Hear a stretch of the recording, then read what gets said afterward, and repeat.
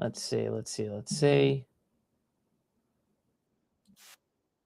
Ah, there we go. All right, let me make sure that I can't hear the pump fun because it's in my ear screaming at me. I'm screaming at myself. All right, that's fine. That's fine. Fantastic. Freaking tastic. Are we good to go? I know we're good to go. I'm just making sure that I have the bookmarks that I want.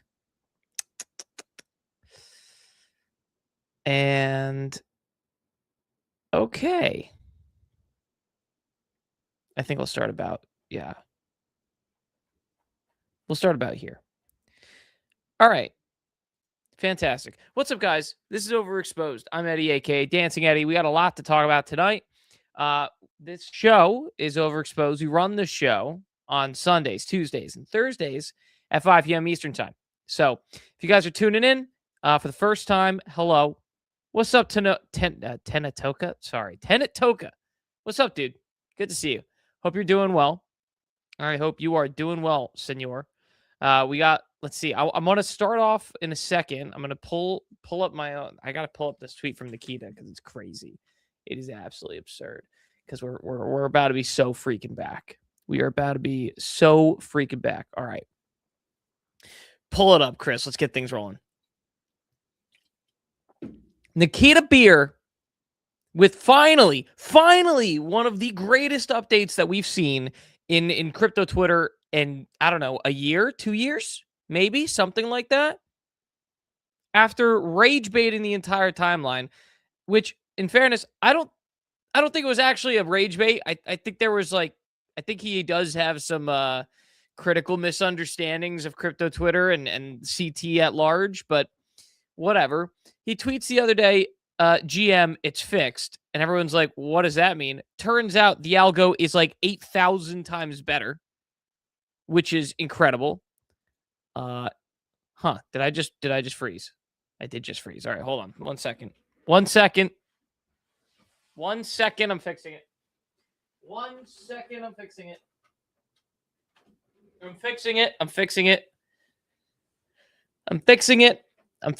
It's about to be fixed. It's about to be fixed, chat. It's about to be fixed. Give it a second. Check this out. Ready? Bang. We're back. All right. You see that? I'm a professional. So Nikita Beer has this tweet the other day, right, where he's like, GM, it's fixed. No one has any idea what's going on. We checked the timeline. Turns out it's substantially better. It is actually fixed. The entire timeline, which I went on a rant for a couple days ago, is now basically back to what everyone wanted. We're seeing the posts from CT. We're seeing posts from our friends, popular posts from people that we care about, things that are actually important to us. Finally, we're not just getting shoved down our throat like, you must accept politics into your life. Like, I don't care all the time, you know? I care about CT all the time. Like, that's my career, basically. That's what I care about. I don't care about every time that Trump sneezes, I don't want it on my feed, right? Like, got it. Anyway, they fix that. And then Nikita Beer's like, hey, by the way, we are revising our developer API policies. What does that mean? Kaido is dead, baby. Kaido is dead. Thank God. All that InfoFi garbage, the InfoFi garbage that has polluted our timeline for the better part of the last year, maybe even year and a half, it's dead. The yaps are done. They're gonzo. Thank God. Okay? And it gets better. It gets better.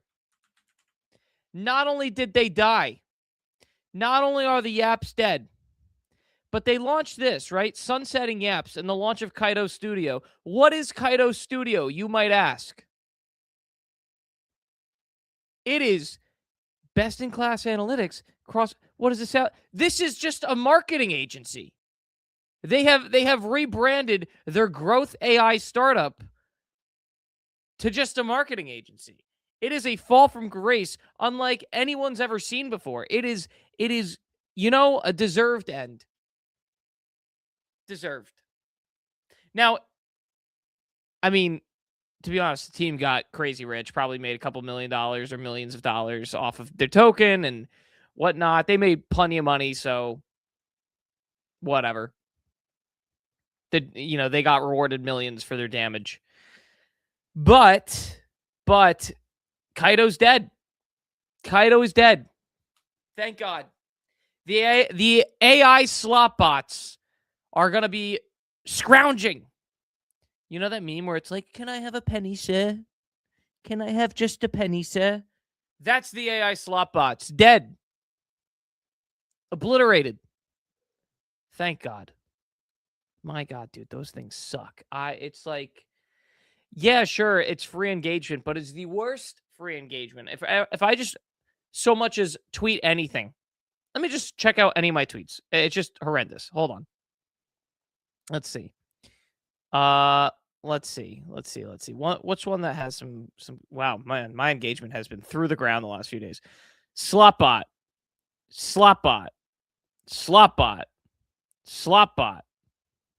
Wait, is this a slotbot? That actually might not be a slotbot. That might just be a dude. Slotbot and slotbot.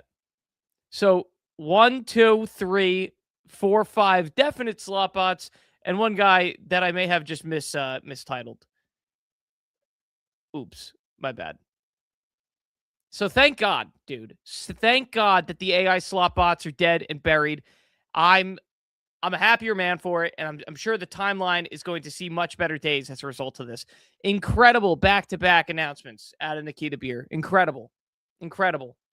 It's funny because I think he doesn't understand that the cash tags, which was this huge product launch for them, no one actually gives a crap about in crypto. Like, no one actually cares about cash tags on Twitter. It does not matter. That's not going to move the needle for us. It really does not. No one's going to be buying through that, or at least if they are, it's not going to be anything significant. That is not moving the needle. But making so that we can actually see the things we care about, that moves the needle. God bless. We're back, baby. We are so back. So unbelievably and thanklessly back. Feels good. Feels good, chat. Feels good. So let's see. What else we got? What else we got going on? Are we going to talk about this bill? I think we probably should. The market structure bill. Let's see. Yeah, so this is Justin Slaughter. He's the vice president, regulatory affairs at Paradigm. Previously senior advisor at the SEC. Like, this guy knows policy. All right, Justin Slaughter knows policy. Smart guy. His TLDR on the market structure bill is that it's a big win for Democratic members on banking. I frankly think that this is the kind of bill that would have passed in 2024. So here he's going to highlight some stuff here, and we're going to do a full breakdown on this eventually. Just school started up this week. I am a little inundated with classes right now, so that's all right. This bill maintains the vast majority of SEC authority over crypto projects, at least upon project launch, which is a mixed bag. There are some people that really wanted the CFTC to take authority, but there were also a lot of people that were like, well, hold on. Now that the SEC isn't a disaster, maybe it's not a bad idea for the SEC to have actual control over crypto. Like, maybe it kind of makes a lot of sense, which, I mean, it does. It does actually make a decent amount of sense. At the same time, though, aren't a lot of crypto tokens supposed to be commodities, right? Like spot commodities. There's some real questions here about that. But the SEC has been super favorable. The CFTC is a little bit more of a question mark. So at least going forward, at least for the next 3 years, probably not the worst situation. But if things change and the SEC has full control and the SEC is not favorable, that is a concern. Regardless, provides for a ton of rulemaking authority. Does create a bespoke disclosure regime. That is great.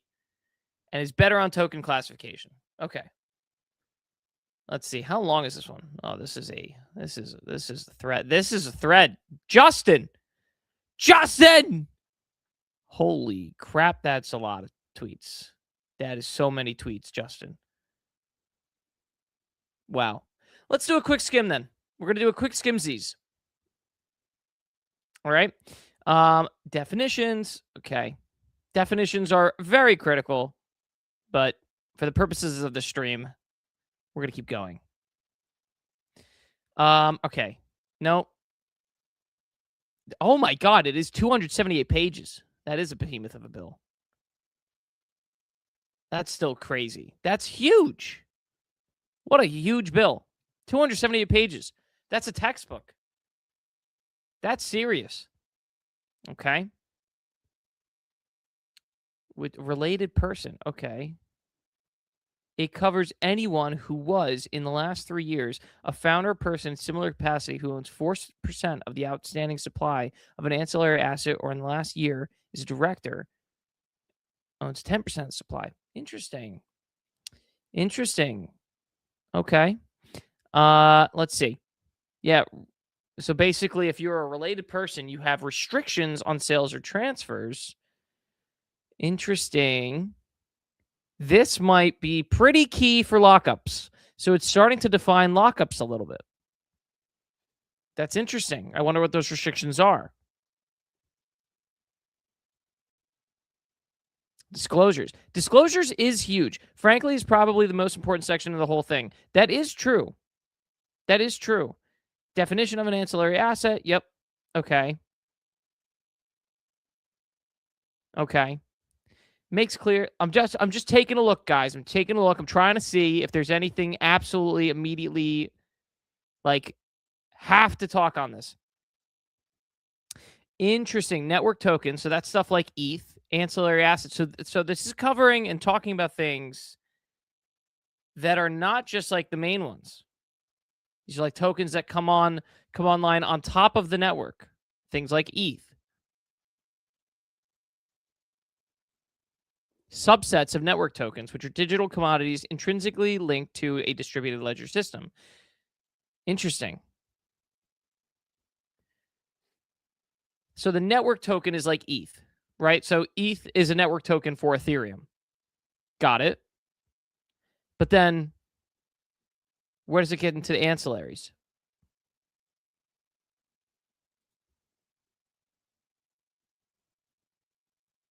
Subsets of network tokens, which are digital commodities intrinsically. Okay.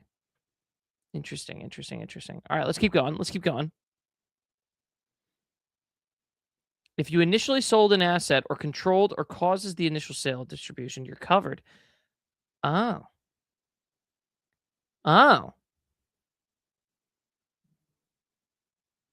That might. Does that include launchpads?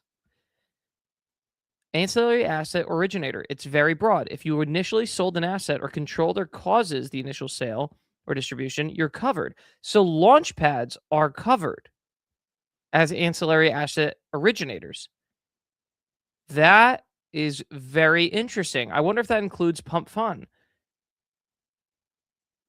or other launchpads like whomever, Echo, Legion, etc.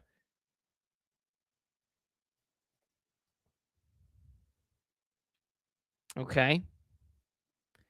The following are still U.S. originators. Foreign government coins? Interesting. Okay. Interesting. Oh, airdrops. Okay, airdrops get lighter touch regulation under this bill. And there are a lot of ways to do an airdrop, but there is a rulemaking. Self-staking, self-custodial staking with a third party, liquid staking, custodial staking, programmatic. Next, we get to the definition of network token. Okay, network token cannot have any major financial rights attached to it, including participation in profit sharing, debt or liquidation rights, even an implied interest. That is tough for ownership. That is stuff like ETH. So you can't have profit sharing on network tokens. That is fascinating. No, like even an implied interest. That's tough. It's tough. Okay, we're going to keep rolling. How does a project-related person determine whether or not a token is an ancillary asset? There is a presumption that all network tokens are ancillary assets. It's rebuttable, but projects start with a burden of proof that they aren't ancillary assets. SEC then decides. Okay. The SEC still starts out with authority over basically all tokens. Oh, I see. That's pretty critical. So under this bill, under the new market structure bill that they're trying to pass, the SEC has authority at a baseline over every token that is launched, period. You have to, of your own accord, establish that you, for one reason or another, are not under their authority. If you want to be outside of their authority. There are various disclosures required. Disclosures are pretty big. People don't realize how big they are because, one, they're great for buyers. They're hopefully great for buyers because they increase disclosures, increase transparency, give people who want to buy these coins more insight into what they're buying, right? That's how it goes with equities. You need to have as much disclosures, as much information as possible so that you know what you're buying, what you're spending your money on. Disclosures, however, are pretty hefty, right? Compliance on disclosures has ballooned in the last, decade or so. It's a very difficult thing to comply with depending on how difficult the disclosures are. So this is actually, it might be a difficult regime to follow depending on whatever disclosures you have to abide by. Unless an ancillary asset has below $5 million in initial year of sales, the project has to do these initial and several times a year disclosures. Yeah. See, this is what I'm saying. So, for example, if there's a coin that's doing an ICO and they're making a lot of money in sales, aka over $5 million in sales, for example, a Monad is going to have to do a lot of disclosures under something like this.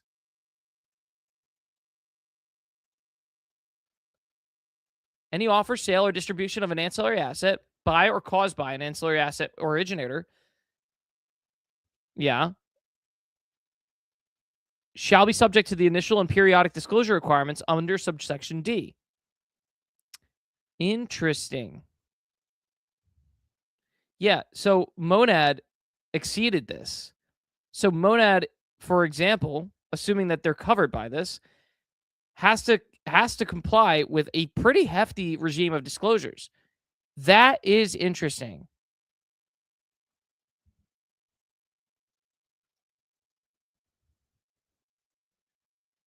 And they need to have audited financial statements that are, wow.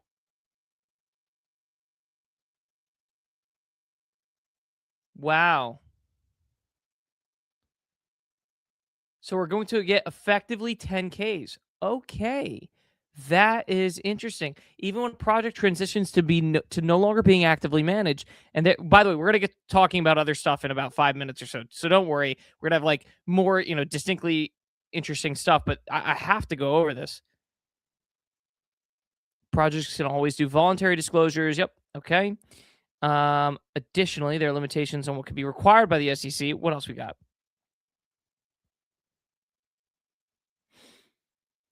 Wow. Okay.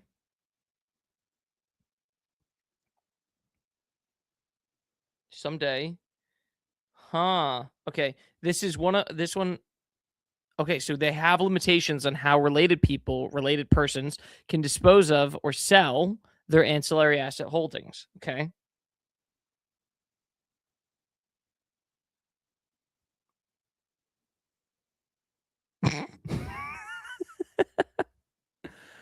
Oh, no. On the bright side, there is a safe harbor against claims of securities fraud on many forward-looking statements. If you make a statement about a future plan and it doesn't come true, that doesn't mean you committed securities fraud. Sure, great. Makes sense. That said, there's no real liability for past misstatements before the enactment of this law if projects start doing proper disclosures.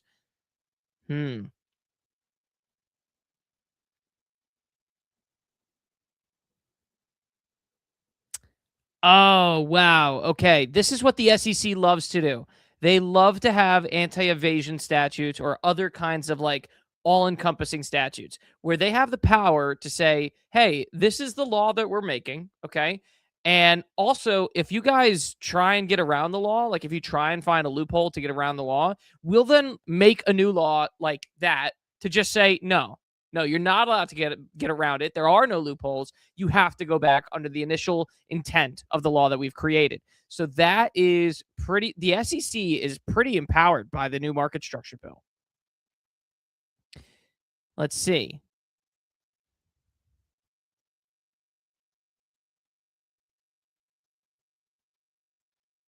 Let's see. Finally, the SEC has 360 days to finish all the rulemakings in this section. They have as much of a chance at meeting at that deadline. Oh, that's funny. That is pretty quick. That is really quick.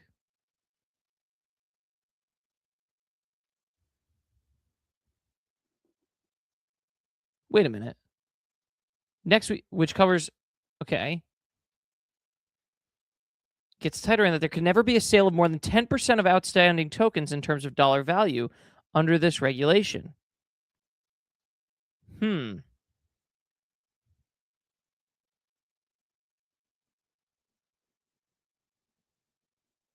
Interesting. Okay. I'm going to keep going. Oh my God, this thing is so long. This post is so long. Wow, he really went. Justin killed it, dude. Justin went in on this one. He wrote a freaking novel. Let's see. Is there anything else? Let me just see if there's anything else I could go through real fast, because I'm gonna have to go through this on my own. But oh my God, Justin. Oh wow, dude. We're gonna have serious compliance. You know what? I'll say this. One new job is going to open up in crypto companies that if you're looking for a job, which I know a lot of people are, you're going to have plenty of opportunity in compliance. If you wanted the amount of disclosures and the amount of requirements that are going to be coming out under this law, or, you know, under another law that we get that's similar to this, the crypto asset market structure bill. Oh my God.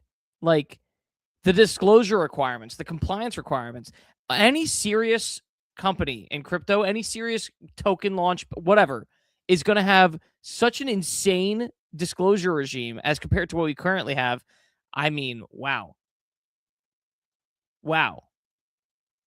There's going to be a lot of work in that. So if you feel like doing some of the busy work, which you don't need to be a lawyer to do some of this compliance busy work, you have a job waiting for you. You have an absolute job that probably will pay pretty well waiting for you, because this is a lot of work. A lot of work.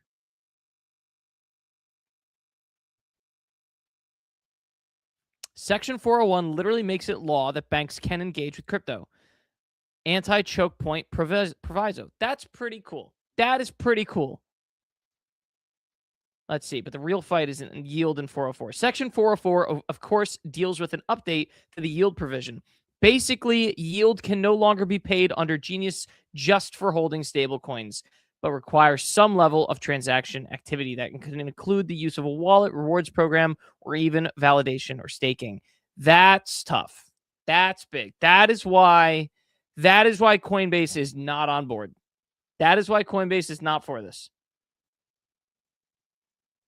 I'm gonna go through the rest of this. Oh my God, dude. Is this like, how many tweets are in this? I just want to know how many tweets are in it. It's probably and that's the bill. Wow. Wow, Justin. Wow. I mean, killer analysis by Justin here. We're going to have to get into that. But holy crap, that is analysis if I've ever seen it. Truly. Hold on. I got to find what's his name? Brian Armstrong's post on this. Let's see. So Brian Armstrong is not a fan of the new Senate banking draft of the new crypto, market structure bill that they're trying to get passed. After reviewing the Senate banking draft text over the last 48 hours, Coinbase unfortunately cannot support the bill as written, a de facto ban on tokenized equities.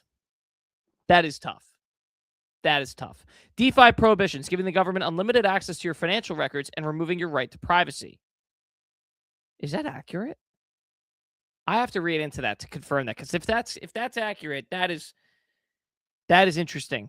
Erosion of the CFTC's authority, stifling innovation. Okay, making it subservient to the SEC. See, that is interesting. I don't know if I really agree with that. Stifling innovation. How does that stifle innovation? The SEC, the SEC's entire manifesto is in part to enable innovation. It's not like this is just. Yeah, I don't know what he's getting at here. Draft amendments that would kill rewards on stablecoins. Yeah, that's pretty big. Allowing banks to ban their competition. That is big. That is a big L. Because it would have been nice. It would have been nice if, our stable coins, we had the opportunity to, let's say, on that 4% yield, if I just held USDC and I was getting 4% yield on that, which the bank is roughly, approximately getting, that would have been great. Although there are some outstanding questions that come of that, it's like, well, if everyone's making 4%, then everyone's just going to move their money there, and then they're not going to engage in the reserve. Excuse me. Well, if everyone's making 4%, then why isn't everyone going to just move all their money to stablecoins? And if they move all their money to stablecoins, which are then buying treasuries, then there's not that much money in the fractional reserve system, and if the fractional reserve system is tightening, then the U.S. economy grinds to a halt. So if stablecoins were to win, there might be actually a problem here. We might actually run into a problem where stablecoins win so hard that they break the U.S. economy. That is the end state of stablecoins, which is a real problem. Which is probably why they're this is bad for banks, so the banking lobby is winning. Yeah, that's true. But on the other side, if they lose, if the banking lobby lose, it actually may result in the U.S. financial system breaking, which to each their own. I mean, there's plenty of our anarchists in crypto and financial anarchists which just want the system to break anyway. But I don't know. There's some value to the U.S. financial system continuing as structured. Yeah, that's tough. That is a tough amendment. The de facto ban on tokenized equities as well is really tough. But also, have tokenized equities ever have they really ever gained any kind of traction? Period. It's hard to really say, because the best ones there's okay, you have Ostium, who's doing a great job in my opinion of providing an oracled equity, right? You could trade the oracled result of the equity. Then you have Trade XYZ, which I don't think, I don't really believe in clubs for this kind of thing, because you see these weird jumps in liquidity, and I don't really agree with that, to be honest. But it's still an option. But it's hard to get enough actual liquidity to trade these tokenized equities. I don't know if anyone actually cares. Securitize has tried it and is trying it. There's a couple people that are trying it. It's really just I'll believe it when I see it type of deal. So yeah, when a de facto ban on tokenized equities, they want, first off, clearly they want coin to be something that you could buy with cryptocurrency, right? And to be honest, specifically for Coinbase, that is probably a pretty big liquidity injection if they can get that done. But if they can't get that done, that is, probably billions of dollars of sideline capital that otherwise will never trade the coin ticker. It's fascinating. Tough to see them fail to support this, but it does seem like this is the bill that wants to get passed. It seems like this is where it's heading. So give it a few more weeks. We're going to see where things are then, but it looks like we're finally going to get a bill, but it doesn't seem like it's going to be one that people are all that happy about, which is tough. Especially that stablecoin provision. That is tough. I don't care as much about the SEC versus CFTC authority. The SEC is solid and also way more capable. As someone that's not a huge fan of crime being legal, the SEC has so much more funding, is so much larger than the CFTC. You just can't rely on the CFTC to adequately enforce, right? If you don't want crime in crypto, or at least you want lesser crime in crypto, you want the SEC to have bigger authority. And the SEC also has plenty of laws that people can, normal people can sue under security laws, which, by the way, is exactly what Berwick Law is trying. Whereas I don't know if that's actually the case as much with the CFTC. So I don't know. I think that's good. That just seems like Brian, sour grapesing on that third point. But the first, the fourth, and maybe the second points here are pretty critical. Anyway, enough of that. Enough of that. Let's keep things rolling, huh? Let's keep things rolling. Let's get back to the bookmarks. And let's keep things rolling. Okay. Delphi Digital has 10 predictions for 2026. AI agents start transacting autonomously. People are already trying this. I still don't think that's really the move, but you have been seeing, there's been a couple trading competitions, and there are some AIs, like some in these trading competitions that people are trying to run. There are some AI competitions where Grok and a couple others are actually making money trading on their own. Like, they're just giving the money and saying, go trade the stock market, and they're making money. And there's a chance that if you actually open the door for this, they might start spending it too. Like, some of the money that they make, they might start spending. If you give them reason to spend it on, if you give it things to spend it on, if you give it reasons to buy, apparently there's actual attempts being made to get AI agents to start spending money, buying things of their own accord, and just let them loose. Someone's going to do it this year. Someone's going to give an AI agent a ton of money and just say, go do something, build a business. And it's going to hire someone. It's going to put them on a payroll, and it's going to build something. Someone's going to try it. It's getting a little bit scary. What else we got? Perpdexes eat TradFi. Interesting. TradFi is expensive due to fragmentation. Is it? Trading happens on exchanges. So yeah, but it's designed that way. So this is the one problem with this type of thing, right? So a lot of people see, okay, how do I explain this? A lot of people see lines like this. Traditional finance is expensive due to fragmentation. Trading happens on exchanges, settlement through clearinghouses, and custody through banks. Blockchain collapses all this into one smart contract. They see that and they're like, wow, blockchain really is just so much better. The flip side of that, it's not like the banks and financial institutions don't know this. It's not like they don't realize that there are efficiency gaps. But the problem is, this is designed this way for a reason. Yes, there is a certain amount of lobbying and institutional, gridlock to make sure that old-fashioned businesses do actually stay in business, right? That these huge conglomerates stay making money and kicking out anyone that tries to come in. There is an argument to be made that that is the case, because it is in part the case. But that's not it. That's not the only problem. The other side of this is there's actually concerns of, if you put everything under one roof, if you put the trading, like if you put the exchange, the clearinghouse, the custody, all under a single roof, it actually is a serious problem, because one, it drastically lessens the checks and balances. You don't have multiple parties that are like, hey, that bank might be screwing something up. Go fix it before it becomes a real problem. You don't have as many checks and balances.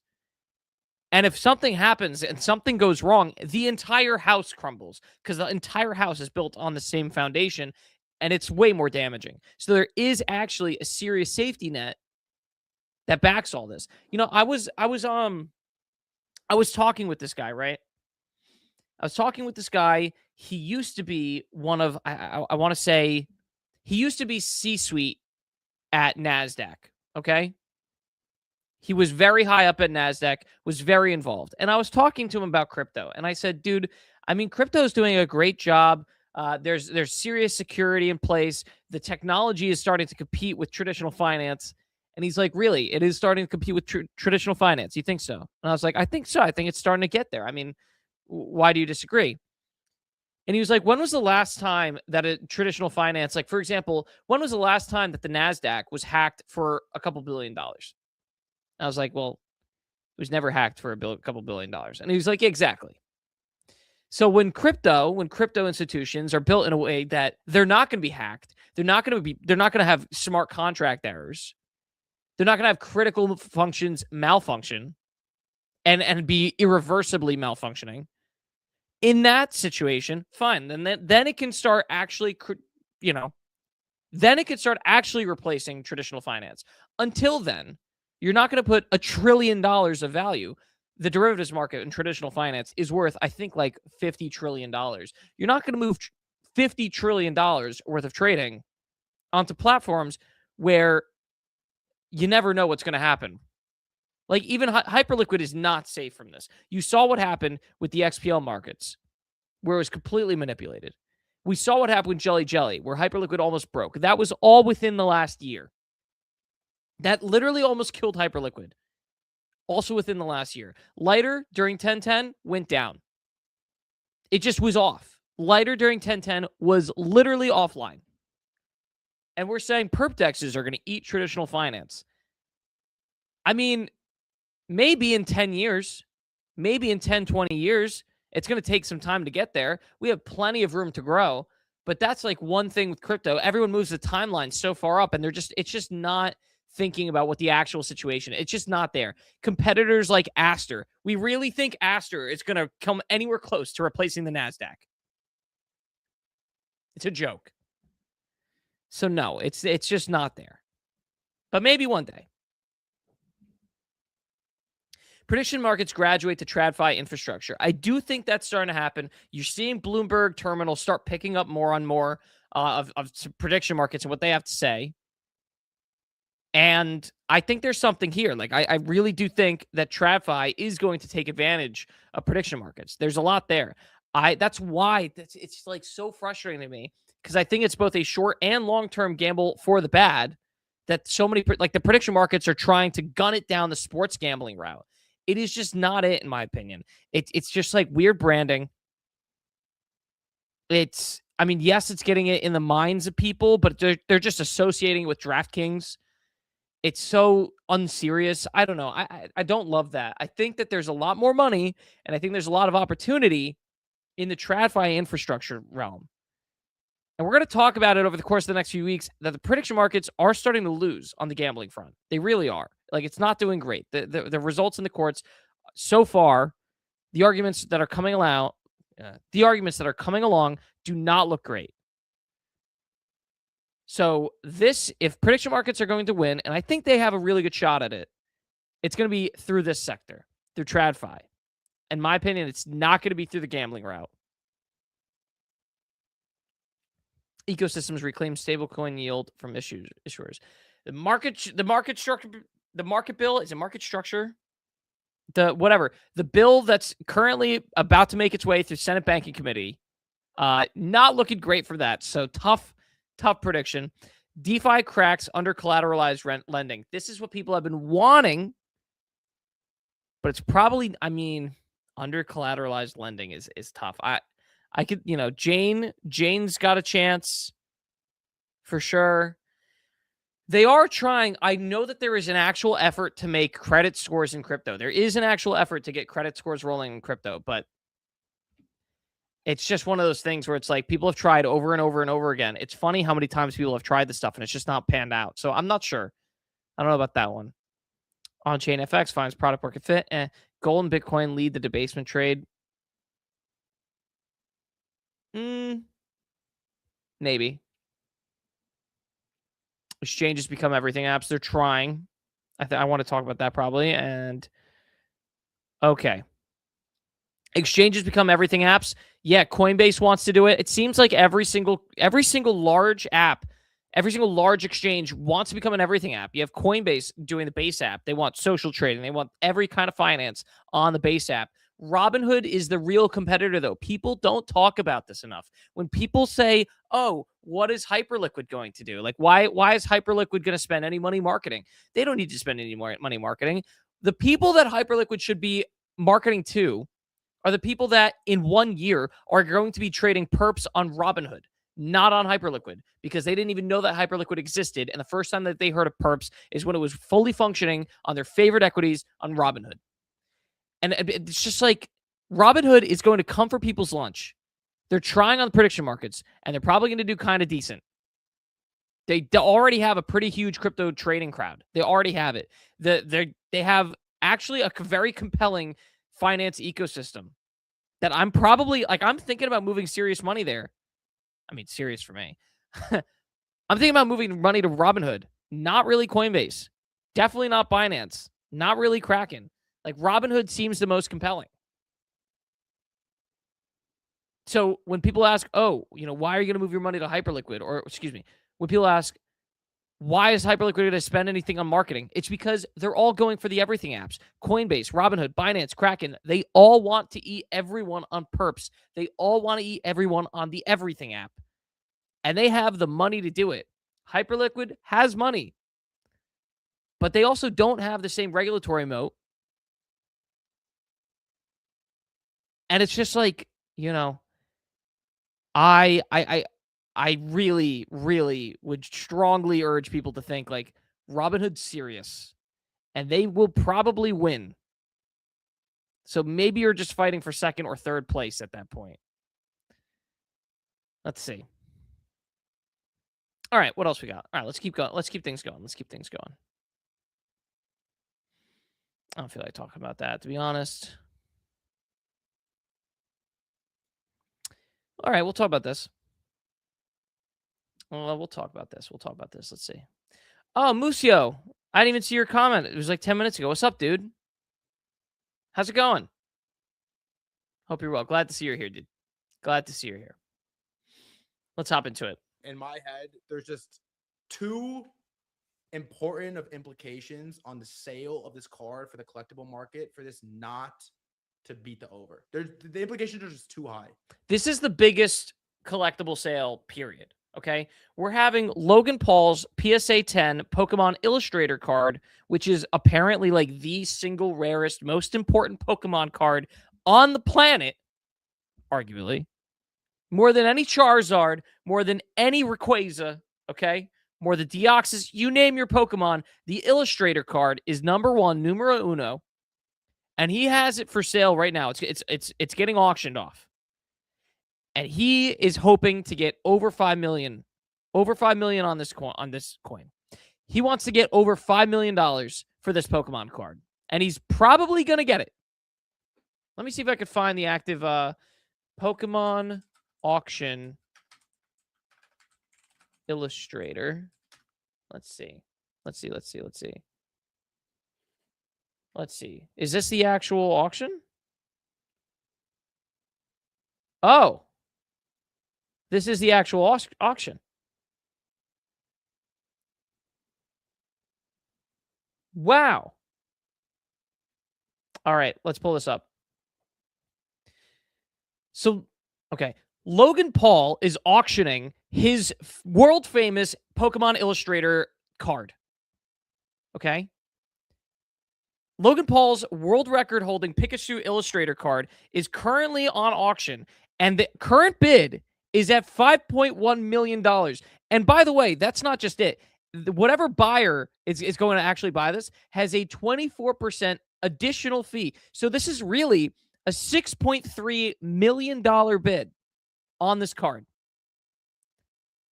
Logan Paul's card is currently at roughly $6.3 million on its bid. That's unbelievable. And it's still got 31 days to go.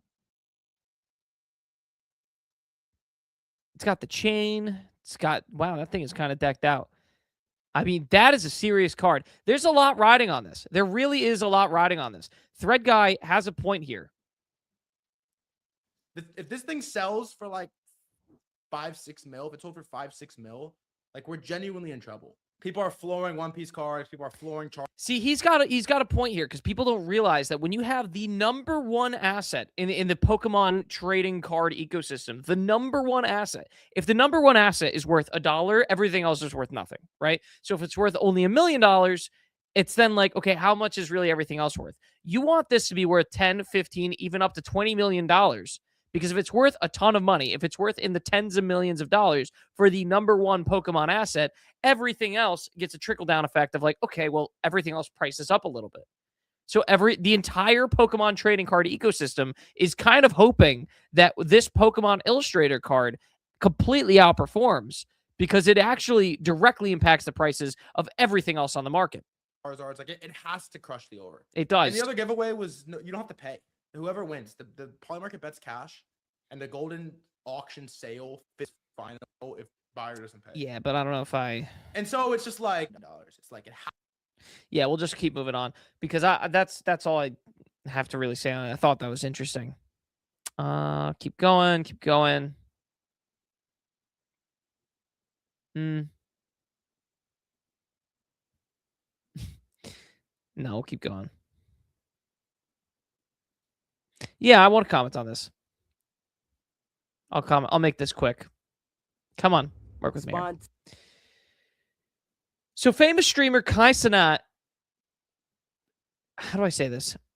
Famous streamer Kai Cenat is actually going out of his way to show himself learning how to read, like reading more books so that he can learn how to be a better speaker.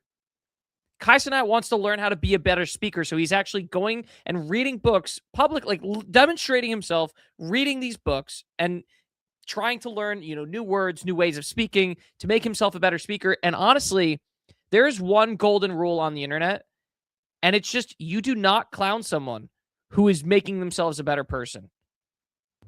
Spontaneous. How do I pronounce that? See, like, it doesn't matter that he's struggling because, honestly, everyone struggled with this kind of stuff at some point. It doesn't matter. It really doesn't. This is great. This is phenomenal stuff.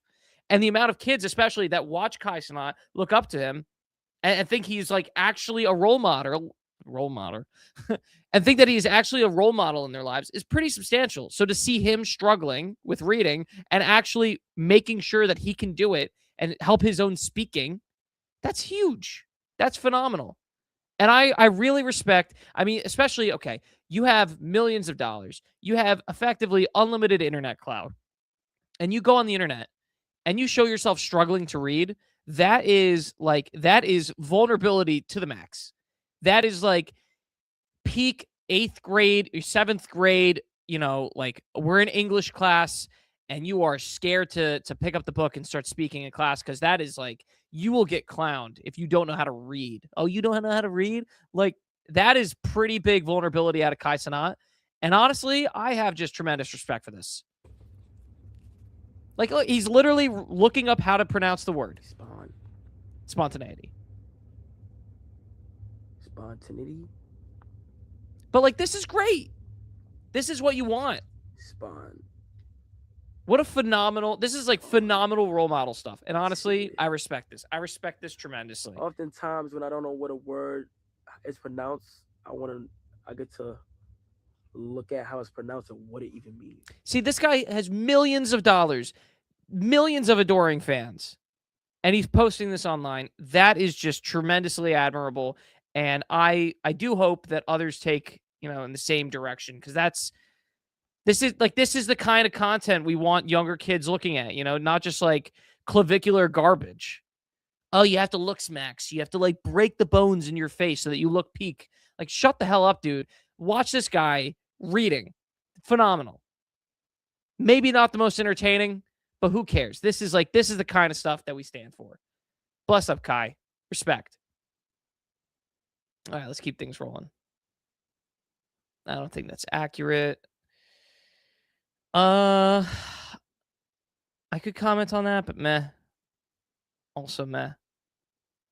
We'll keep things going. Yeah, this was tough. This was tough. I have to pull this one up. Here you go. So here we have a guy who is driving an SUV. Okay, I believe it's in Minnesota. He's driving an SUV around. It's like a big suburban type SUV. I think it's got maybe blackout windows. And people are tracking down his truck because they think that he's an ICE agent, and they're actually harassing the guy because they think he's on route to try and deport people. But he's just a dude with a Suburban, with like a Chevy Suburban. Yeah, like I said, I don't have to do this. I'm happy to do this. Yeah. That's all. He's opening up the trunk of his car to show them that it's just camera gear. He's got to stop this. So he's got a lot of camera equipment. I think we can say this isn't right. Yeah, I'm not. I tried to tell the First Lady, nobody believes me. That's all I can do is tell you. I already shot. Listen, first of all, I don't have to do any of that, but I'm kind. I respect what you are doing. Yeah, no. I really. And it's crazy that they're still bothering him. Like they're still. Why is that not enough? He's just a dude. He's literally just a dude. That's what you guys are doing. I just don't understand my job, and I don't know how to do it. Were you here yesterday? Yeah. Yes, he was here yesterday. Thank I you. can testify that. I didn't recognize him. No, I appreciate it. Thank you. I'm not here to help you. No, What is with the sass? Like, what is with the sass? I'm not here to help you. It's a dude with a camera gear in his trunk. What's the problem? It's like, what are we protesting anymore? What are we protesting anymore? Isn't the whole idea, right? Like you're protesting a group of people that go around looking for identification that you'd belong there, right? And there are a group of people here hounding this normal guy, a normal guy who's just driving. There's, I don't know how many people are here, 5, 6, 7 people hounding this guy, asking him for basically identification, pulling him over, harassing him, being rude as hell to this guy for just having camera gear in his car. It's like, what is he allowed to do? What are we protesting anymore? You're not allowed to pull people over and ask for documentation that they belong there. What's going on here? What's going on? It's like, man, there are ways to voice displeasure. And it's like, we're actively harassing normal citizens over this stuff. It's like, oh, this is a once-off. You can argue that it's a once-off, and that's fair. But for this to even get to that level shows that there's like a certain level of absolute insanity that's happening right now. It's so frustrating to watch. I think the fact that you're in a vehicle like this. Like, what kind of statement is that? You can't, the fact you're in a vehicle like this. What, I'm not allowed to drive a Chevy Suburban? That's illegal now? That is somehow a serious problem that I've got a Chevy Suburban? Seriously? I get it. But with all due respect to everybody, I get a couple of drive. Right, exactly. With all due respect, this is my job. I have camera equipment. They're like, no, you have to get a van. What kind of car can move around the camera equipment? Is he going to throw it in a Prius? Just the lunacy of these people. It's like, it's actual rage. And they're just taking it out on someone. It's not like, it's very clear that this isn't a targeted protest. They're just angry. Oh, man. It's like ridiculous. Well, you can. You go rent something else. No, what else are you going to rent? And what kind of absolute sass is that? Well, you could rent something else. Shut up. I'm like, absurd. Well, I mean, if you've heard are you going to pay for it? That's not how it works. Exactly. That's not how it works, lady. Are you going to pay for it? Like, what?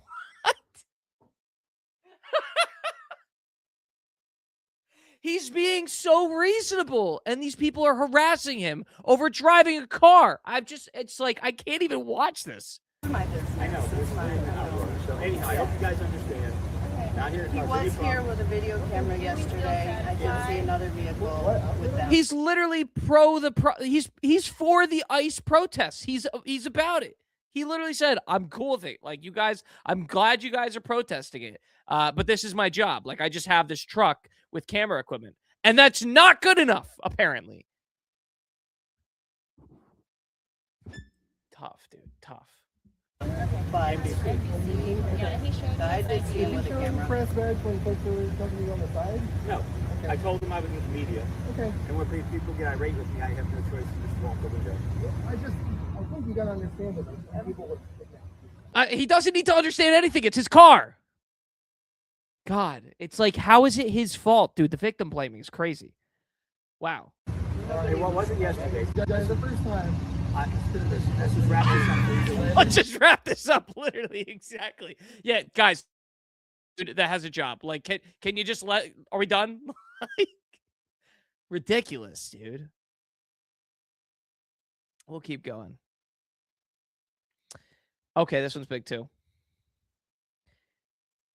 This one's big. So right now, Arc Raiders is the #1 game. It is the number one game. It's blowing out basically every game out of the water. It's the number one most popular game among streamers, among a lot of players. It's absolutely blowing up. And in my opinion, has the opportunity to be the biggest game of maybe the coming decade.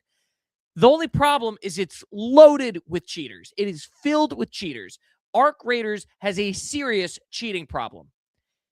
And it's getting to a point where it's become like an actual problem that the Burnt Peanut, the number one streamer, both in Arc Raiders and also just generally, like this guy is probably one of the biggest video gaming streamers of the last 2-3 years, has been absolutely blowing up. He's freaking hilarious. He's the number one streamer for Arc Raiders, is fed up. He's fed up. The Burnt Peanut is fed up with cheaters. Let's listen in. Honestly, dude, I'm not gonna lie to you.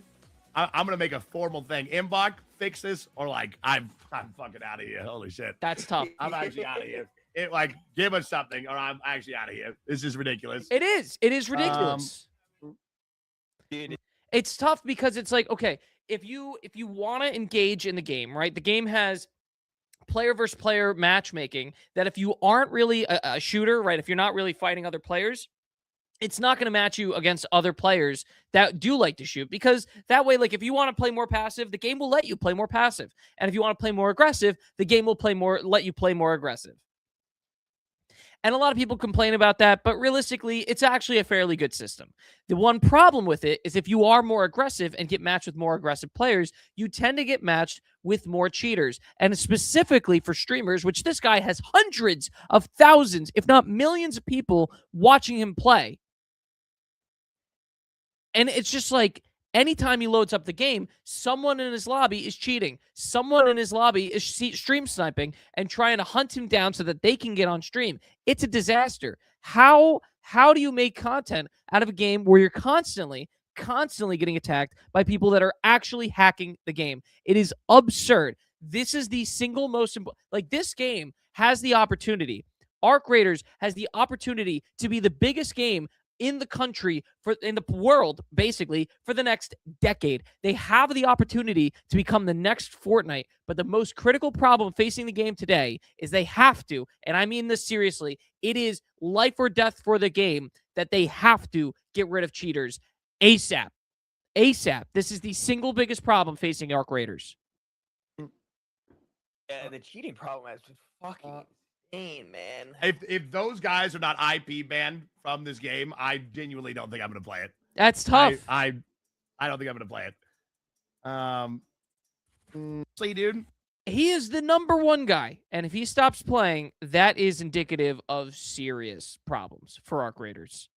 Serious. Anyway, let's keep things going. I thought that was interesting because he might be going to kick. The Nick Fuentes might be going to kick, but I don't know if I have anything really to say on that. Oh, that is funny. We might talk about that. That is actually really funny. That is also funny. So 1, 2, we'll talk about those two. Probably talk about, yeah, okay, let's see. Let's talk about this. Single mom is blowing up on TikTok for creating a date deposit app. Date deposits, so she will only date men who pre-deposit her date preparation costs? Like paying for your mascara? After I said I would require a deposit to take me on a date to cover my A date deposit? costs, I'm now working with an app developer to make this a reality. This is actually happening. We are building the app. I'm not even exaggerating when I tell you this is the best damn dating app you have ever seen. Dating apps are There's cooked. a clear difference Dating here apps are where cooked. the woman can set the deposit rate and the man can pay for her date preparation costs. So as a woman, you're going to walk into What are the date date preparation costs? What is the cost? What are we paying for? Like your shower bill? What do you how much does it cost to prepare for the date? $50? $700? What's the cost? What? I have to pay for your date preparation costs before you show up to the date? What? Dude, dating apps are so cooked.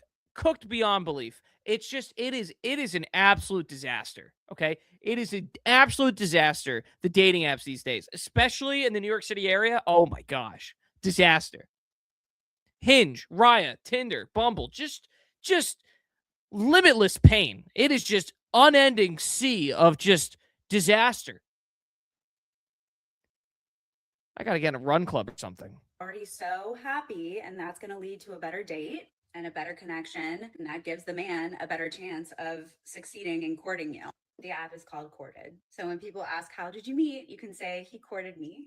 So cute. Yeah, that is cute, but $800 later, it's not as cute. Like, what are we talking about here? The website already looks absolutely stunning, and the app itself, incredible. All of the features are so unique and nothing like you've ever seen on any dating app. I'm checking out, man. I'm checking out. I am deleting the dating apps. I am I don't know. I don't know what the solution is. We've gone too far. As a society, we have definitely gone too far. If we're doing pre-deposits for date preparation costs, we have gone too far. Like, it's done, it's cooked, it's done, it's over. Unbelievable. Unbelievable. I was already planning to spend $150 at this like bar that we were going to, and we're gonna have to throw on another $300 so that it's like, I don't know, a vibe check. What?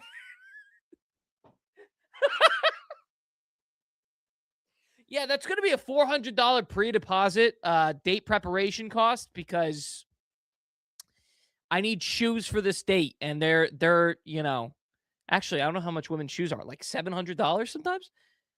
For these red bottoms aren't going to pay for themselves. They're not. Oh, we're cooked. We are so slammed. It's just over. Oh, look at the beautiful ones. Look at the beautiful ones if you ever get a chance. That is a story that definitely rings some bells when you listen to this. Jeez. Anyway.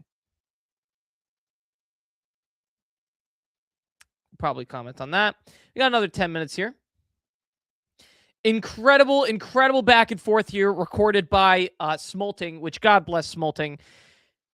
Bro really turned $300 into $1.5 million trading meme coins on Solana in the last 30 days. That was Remus trading the white whale. Made, like, I think $1 million plus, $1.5 million. Remus on Solana traded white whale from $300. He literally put in $300-something and pulled out $1.5 million. Vadim here has said, what about the 10,000 other people who turned $300 into zero doing the exact same thing? We're not going to talk about it. This is how you shill crypto, okay? You talk about the people who make millions. You do not talk about the people that lose hundreds, if not millions. You don't talk about them. They don't exist. Okay? No one loses money in crypto. If you want to shill crypto, no one's ever lost money. If you want to protect your friends, that's one thing. But if you want to shill it, if you want to shill crypto, no one's ever lost money in it. It's never happened before. Won't ever happen. Only goes up and to the right. Look at all these guys that you've never seen before making $1.5 million, all right? That's the guy. Dude, it is like, it's like Vadim with the honesty here, and it was like, nah, dude, no, we can't. We don't talk about that. We don't talk about that guy. We don't talk about those 10,000 people. We don't talk about all those people. No, we talk about the guy that made $1.5 million. That is the conversation. It starts and it ends there. That's how it goes. He's got a point. He has got a point. This is how you shill crypto. So at some point, la, that's how we do it. That's how we shill it. And he's right. He's got a point. Let's keep going.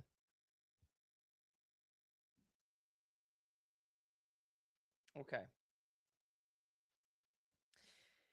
For those of you that really, how do I say this?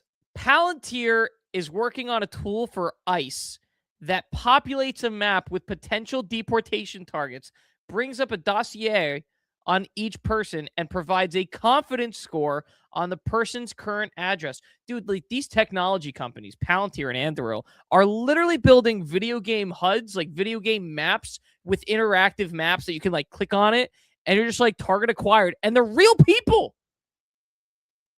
They're turning real life policing into a video game, which is both, one, insanely amazing technology, and two, so Black Mirror, it's crazy. Like an actual HUD, like a map, an interactive map that they want to just point and click buttons. Like a button will light up and be like, there's a guy that needs deporting. Here's his address. Confidence score of 88. Go get him. New quest assigned. And there's going to be like loot when you come back or something like that. It's like, what's going on here? It's both incredible technology. Like, it really is amazing technology. And also super Black Mirror dystopian stuff too. Like, damn. And you know what? I am a tech optimist, but wow, that is some kind of technology. The government has an interactive map with which they can point, click, and find you. Like, yikes. It's like Tony Stark levels of technology, but for deporting people. Like, wow. Oh my gosh. If you support it, you could buy Palantir, and if you don't, you could short it. So yeah, I guess. Wow. That is something. It's certainly something. This one's for the Jet fans out there. I'm a Jet fan, all right? I'm a huge Jet fan. I live in the New York, New Jersey area, so this is my thing. Giants fans. My roommate is a Giants fan. They've got Harbaugh, Jackson Dart, Neighbors, Scatterbo. I look like Scatterbo. Like, they've got the guys. Things are looking great. The Jets, though. What the hell's going on? Like, this is a tweet. This is what it's like being a Jets fan. This is what it feels like every year. It's just a constant state of agony and fear with an unending terror that lasts forever. Like, it's just a disaster. I used to love football, but I had to watch so much Jets football over the last 5 years over the last 15. I literally started watching the Jets the last year that they made the playoffs. That was the year I started, and that was 16 years ago. They have gone 15 years without getting to the playoffs, and it's just been disaster after disaster after disaster. And then 2015, we had kind of a bright spot, but missed the playoffs even though we went 10-6. And then disasters over and over and over again for another 10 years. It's just like, when will the pain end? When will the pain end? Oh, man. I'm at a loss for words. Like, how are they so bad? Even this, they should have a statistically anomaly of a good season, like at some point. But no.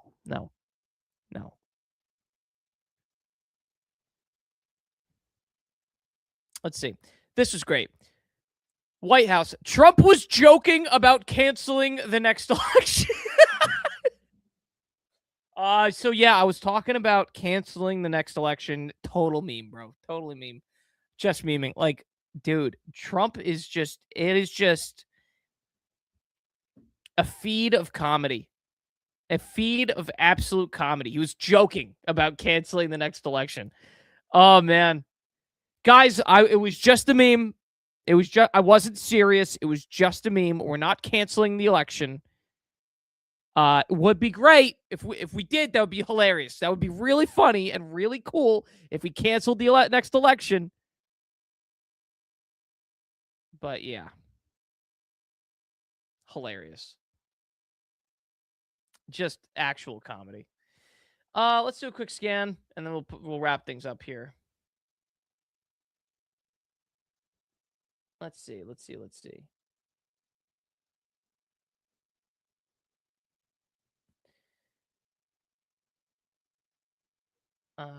see. Anything? Oh, man. What? Ashley St. Clair is seeking a restraining order to prevent Grok from undressing her with AI via a lawsuit. Whoa. Because Grok, there was a trend going on Twitter where you just say, oh, at Grok, put her in a bikini. And they would just throw every single woman on the internet in a bikini. And it would do it. It would actually generate them. And then it started to expand. And then no one was safe. If you had an image of yourself on the internet, it was getting you in a bikini. Like it was just doing it. It didn't matter who you were. Someone was going to throw you in a bikini. And then some of the images got taken a little bit too far. And some of that's been patched. And they're still working on it, which is good. But there is a serious concern about just anyone doing whatever it takes to throw people on the internet into bikinis and lesser clothes. So I don't know how many lawsuits we have pending with this type of stuff, but my assumption is a lot because, one, these AI companies are full of cash. They are just cash cows. There's a lot of money on the line. So there are going to be people that are chomping at the bit to get settlements. So you'll see probably tons and tons of lawsuits yet to come. And especially as they get really good and really convincing at making people look less clothed, I'd expect a lot of lawsuits to come. That's insane. But also very expected. Let's see. Anything else that I want to talk about?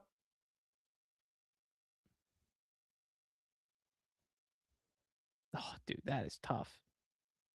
That is tough.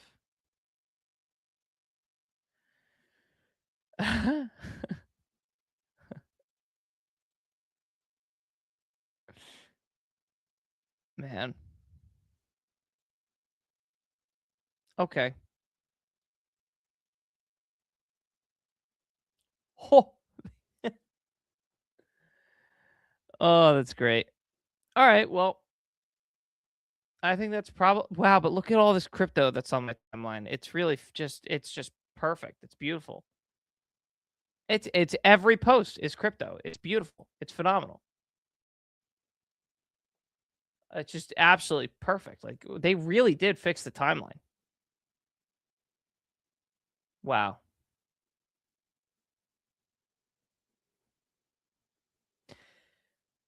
Anyway, all right, we're going to wrap things up here. That's going to call it for tonight, okay? Because seems like that's about it for the day.